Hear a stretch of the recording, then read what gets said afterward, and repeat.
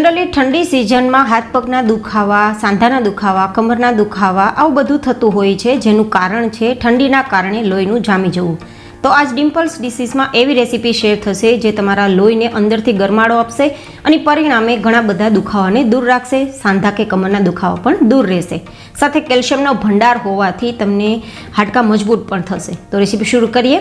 तो जेमना माटे पहेला तो गैस फ्लेम पर एक कढ़ाई राखेली छे अने कढ़ाईने थोड़ी जाडा तळियावाળી होय तेवी उपयोगमां लेवी अने अहींया लगभग 4 कप अने ग्राममां जोईए तो 500 થી 550 ग्राम जेटला आपणे सफेद तल लीधा छे।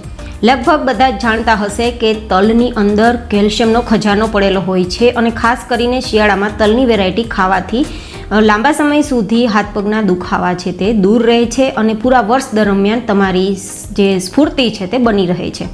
तो हवे आपणे आ तलने धीमा गैसनी फ्लेम पर थोड़ा लाइट गोल्डन कलर पर आवी जाए अने थोड़ा फूटवा लागे, फूटता ज ऊपर उडवा लागशे, तेनी स्मेल पण फेलावा लागशे अने थोड़ो दाणो फूलवा लागशे त्यारे समजवानुं के आपणी आ तलनी वेरायटी छे ते शेकाई गई छे। तो त्यां सुधी शेकवानुं छे, पण हाँ गैसनी फ्लेम धीमी राखवी जरूरी छे, नहीं तो तल बળી जशे अने स्मेल खराब आववा लागशे, वेरायटी पण खराब थई जशे अने अंदर रहेला तत्वो पण बળી जशे।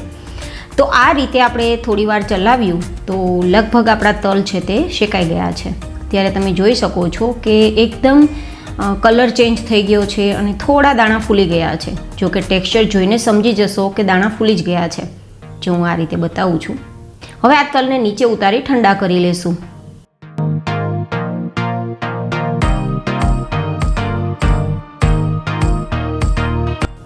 तलने पीसवा माटे ठंडा करवा जरूरी छे, एकदम ठंडा थवा जरूरी छे। तो हवे आपणे मिक्सर जारनी अंदर थोड़ा थोड़ा तलने उमेरता जशुं अने थोड़ो दरदरो पाउडर तैयार करीशुं, एटले के थोड़ा तलना दाणा देखाय अने थोड़ो तलनो पाउडर देखाय ते रीते पाउडर तैयार करवानो। तो मिक्सरने चालू बंद करीने तमे दळशो ने तो एकदम सरस पाउडर तैयार थशे। थोड़ा दरदरा दाणावाळो पाउडर तैयार थशे, नहीं तो पेस्ट थई जशे, कारण के तलनी अंदर इनबिल्ट ऑइल होय छे तो रिलीज थवा लागशे अने पेस्ट बनवा लागशे। बस ए नथी करवानुं, आ रीते करवानुं छे जेथी आपणे भरपूर केल्शियम मेळवी सकीए अने तलनी अंदर रहेला बधा ज जेना तत्वो छे, पोषक तत्वो छे ते आपणे मेळवी सकीए।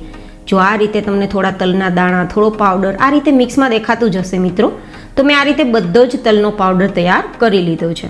हवे आपणे सौथी उत्तम इंग्रेडियंट्स लेशुं अने ते छे लगभग 1 कप जेटलो गुंद। अहींया गुंद छे तेने आपणे थोड़ो मिक्सरमां उमेरी अने दળી लेवानो छे, जेनुं शुं कारण छे हुं तमने आगळ जरूर बतावीश। तो पहेला तो आपणे पाउडर जेवुं तैयार करी लईए। थोड़ो दाणावाळो पाउडर तैयार थशे, एकदम फाइन पाउडर तैयार करवानी जरूर पण नथी अने एवो थशे पण नहीं, कारण के गुंद छे ने तो थोड़ुं तो दरदरू ज रहेशे। आ रीते तो मैं आ पाउडर तैयार करी लीधो छे। हवे आपणे गुंदने तळवा माटे गैस फ्लेम पर लगभग 4 मोटी चमची जेटલું જામેલું ઘી लेशुं। घणा लोकोने लागशे के 4 चमची ओगाळेલું घी, पण એટલામાં शक्य નથી, पण જામેલું 4 चमची जेटલું देसी घी, थोड़ું ओछું घीमां वेरायटी तैयार थाय ते हेतुथी आपणे गुंदने एकदम पाउडर फॉर्म में तैयार करेलो छे। अने बीजू रीजन ए छे के कोई दांत वगरनी व्यक्तिने पण जो आ वेरायटी तमारे खवडाववी होय ने तो गुंद छे ते गुंदनी अंदर क्रिस्पी पण होय छे, तो परिणामे दांत वगरनी व्यक्ति अने नाना बाळकोने खवडावવું थोड़ું मुश्केल काम थई जाय छे। तो बस परिणामे मैं आ रीते गुंदनो पाउडर तैयार कर्यो छे, जे तळवामां घीनो पण एकदम ओछो उपयोग करवो पड़शे अने कोई पण व्यक्तिने तमे खवडाववामां अनुकूलता रहेशे। बस ए हेतुथी आ रीते पाउडर तैयार कर्यो छे। घी एकदम सरस गरम थाय त्यारे आपणे थोड़ो थोड़ो गुंद उमेरवानो अने तळीवानो। गुंद छे ते तळाता ज थोड़ो लाइट गुलाबी कलरनो थई जशे अने थोड़ो फूलवा लागशे, त्यारे समजवानुं गुंद तळाई गयो छे तो फटाफट काढी लेवानो। घी आपणुं गरम थाय ने पछी गैसनी फ्लेम धीमी कर देवानी, नहीं तो एकदम गुंद बळीने लाल थई जशे, थोड़ो बळवा लागशे तो स्मेल पण खराब आवशे अने तमारुं घी पण खराब थई जशे। तो जो आपणे पेलो गुंद होत ने तो वधारे घीनुं प्रमाण जोत आ रीते एकदम ओछा घीमां वेरायटी तैयार थाय। बस ए हेतुथी अने नवुं वसाणुं कही शकाय मित्रों। तो आ वसाणानुं नाम पण मने जरूर बतावजो। तो लगभग बधो ज गुंद आ रीते हूँ तળી लઉં છું ने पछी तमने मळुं छुं। जो आ रीते गुंद तळाता थोड़ुं 2 चमची जेटલું घी वध्युं छे। जो थोड़ું घी ओछું पड़े तो 1 चमची जेटલું घी उमेरी अने गुंदने तमारे उमेरवुं। थोड़ो कदाच गुंद वधघट थाय, थोड़ुं घी पण ओछું वधता थाय तो तमारे उपयोगमां लेवुं। हवे आपणे अहींया गोळमां वेरायटी तैयार करीए छीए। तो लगभग 500 થી 600 ग्राम जेटलो मैं गोळ उमेरेलो छे। मारे सुधारवानो समय पण नहोतो अने मारे तमने एक टेक्निक पण बतावी हती के आ रीते कड़क गोळ होय જેને તમારે સુધારવાનો સમય ના હોય અને સુધારવાની ઝંઝટ ના કરવી હોય તો ફટાફટ ગોળને કઈ રીતે ઓગાળી શકાય તે બતાવવા માટે મેં આ જ રીતે મોટા ટુકડામાં ગોળને લીધો છે અને 500 થી 600 ગ્રામ જેટલો ગોળ છે, કારણ કે તલ અને ગુંદ બંને મિક્સ થતાં 600 થી 700 ગ્રામ જેટલી વેરાયટી તૈયાર થાય છે, એટલા માટે બસ આટલું પ્રમાણ આપણે પરફેક્ટ માપ માટે લીધું છે.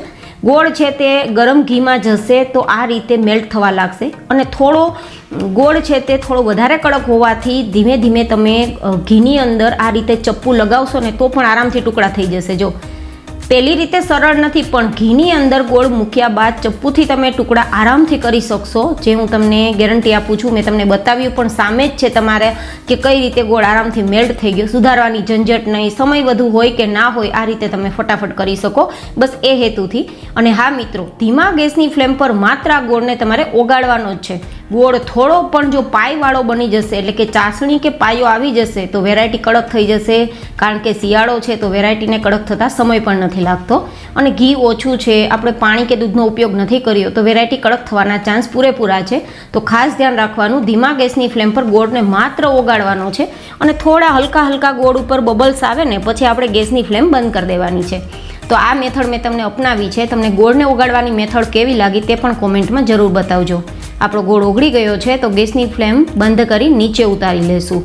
અને હવે આપણે જે તળેલો ગુંદ છે સાથે આપણે જે તલનો પાવડર કર્યો છે આ બધી જ વસ્તુ મિક્સ કરી દેવાની છે. મિત્રો, આજની વેરાયટી એકદમ ડિસન્ટ છે અને એકદમ ટેસ્ટફુલ છે.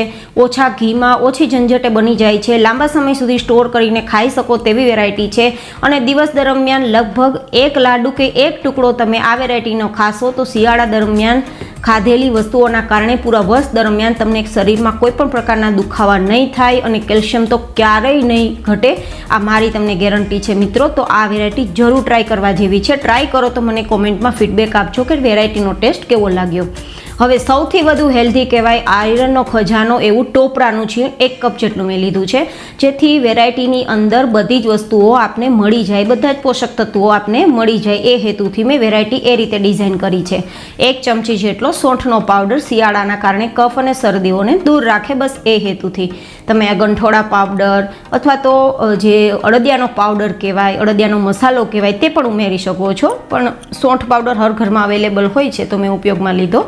આ રીતે મિક્સ કરી દેશો અને મિક્સ કરતાં થોડો કલર પણ ચેન્જ આવી ગયો છે. હવે તમે ચોઈસ પ્રમાણે લાડુ બનાવી શકો છો અથવા તો તમે પ્લેટમાં સ્પ્રેડ કરી અને ટુકડા પણ તૈયાર કરી શકો છો. ચોઈસ તમારી પાસે રહેશે. મિત્રો, બહાર રાખીને 20 થી 25 દિવસ આ વેરાયટી ખરાબ નથી થવાની, એ મારી ગેરંટી. જો કે હું તો 25 દિવસ કહું છું, તમે લગભગ 1 મહિના સુધી પણ ખાઈ શકો, કારણ કે આમાં દૂધનો કે પછી માવાનો કે પાણીનો કે કોઈ પણ એવો યુઝ નથી કરેલો કે જેનાથી વેરાયટી ખરાબ થાય. અને આપણે તલને પણ શેકીને ઉપયોગમાં લીધા છે તો તેની સેલ્ફ લાઈફ પણ આરામથી વધી ગઈ છે, તો બિલકુલ ચિંતા કરવાની જરૂર નથી.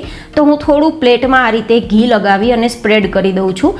આ રીતે વાટકી હોય ને તેનાથી દબાવી દેશું તો આરામથી વેરાયટી છે તે બધી સાથે બાઇન્ડ થઈ જશે.